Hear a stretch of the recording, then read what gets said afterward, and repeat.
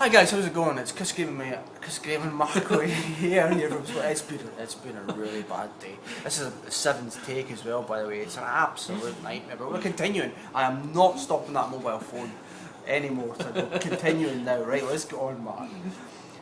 We're here. We're talking about your three best football league bets and the sporting bet prices. Let's just get on with this. First game, I'm shutting up.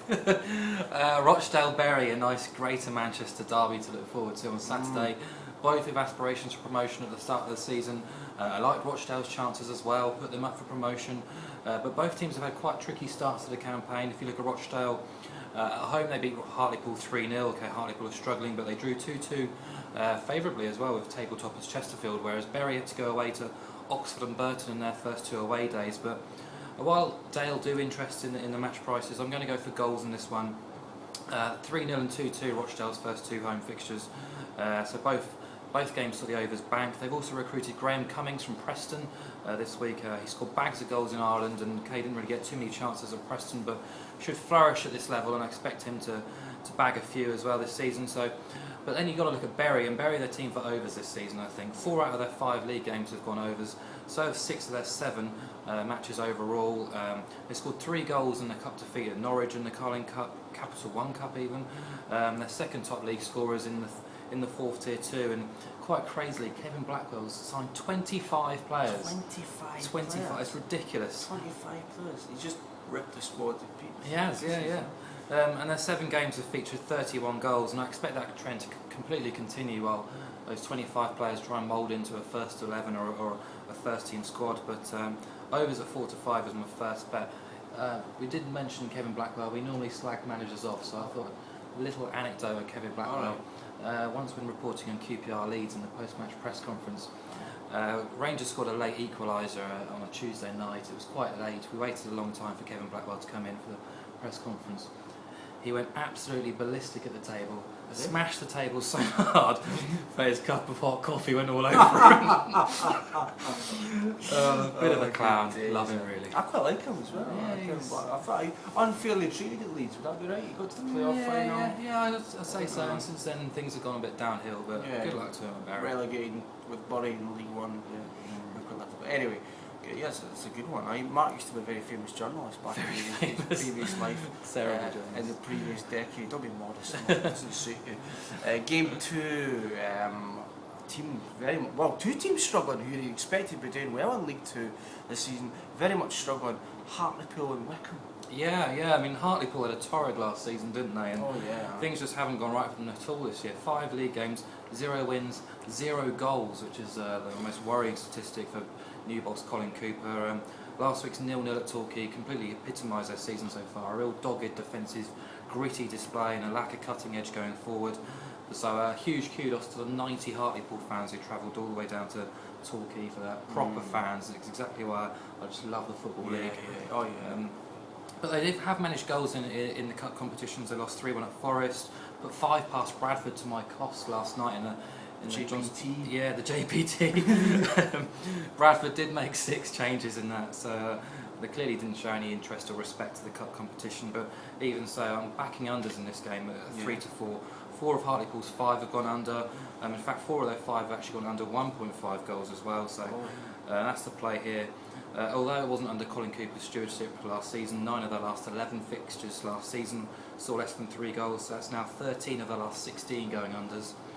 Wycombe, a team still in a bit of transformation, I think, under Gareth Ainsworth. Yeah, I think so, because I think they're finding their feet. They've had to ship a lot of players in and a lot of players out. The team is very much based on sort of Gareth Ainsworth's characteristics as a player. Very hard working, not too flashy, but they're never going to sort of give you an easy game or an easy afternoon. And they don't possess the quality of other sides, but they'll give you a bloody good game.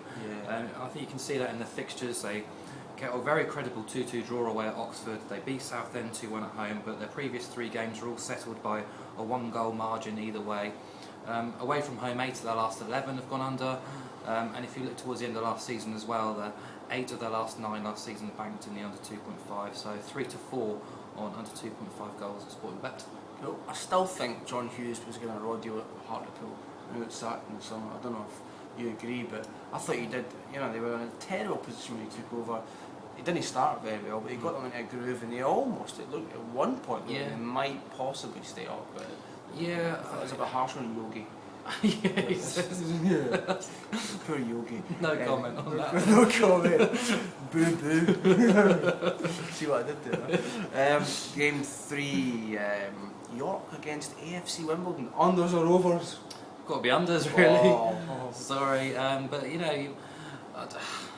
just look at Gareth Ainsworth and Colin Cooper in the last 2 games, and in the last game we just mentioned, then you got Neil Ardley up against Nigel Worthington here, and Jeez, I think the same applies here, to be honest. Worthington took charge of York in last season, dramatically improved their defensive resilience, and they're just far too reliant on Ryan Jarvis up front. He scored all their goals this season, and you just got to look at unders here because. But then you look at Wycombe previously. I mentioned again. 2 of their last 2 games have gone overs, but their 3 previous matches have all gone under. At home, they beat Northampton 1-0. They drew 0-0 at home to Bristol Rovers as well, and 8 of the last 10 home games have now gone under, and so have 10 of the last 13 at the end of last season as well. So they're a real unders team. Wimbledon have actually been quite an entertaining team last season, but that's kind of changed under Neil Ardley. I think he's stiffened up that defence. He's actually kept them quite potent going forward, but they're still. He's finding that very difficult blend of a team that can score goals but also keep them out at the right end, and you can see that they're up in the top 6 positions in League 2. But unders backers would have been in profit in 4 of their 5 league games. Away from home, they lost 2-0 at Exeter. They drew 1-1 at Torquay, so both away games have gone under 2.5. It's now 7 of their last 11 away games going under 2.5, so you combine the 2 and 3 to 4 again on under 2.5 goals here, so that's where I'll be heading. Yeah, it makes sense. Actually, Nigel Seeley, my old sparring partner on cable TV channel a few years ago. He was being honest. No one watched it, let's be honest. TV star here.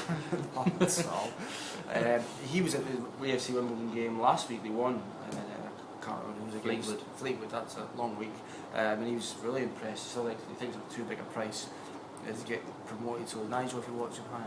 Anyway, they did 3 picks then. Talk of Nigel Worthington, by the way. Yeah. Have you ever seen someone age so quickly as Nigel Worthington?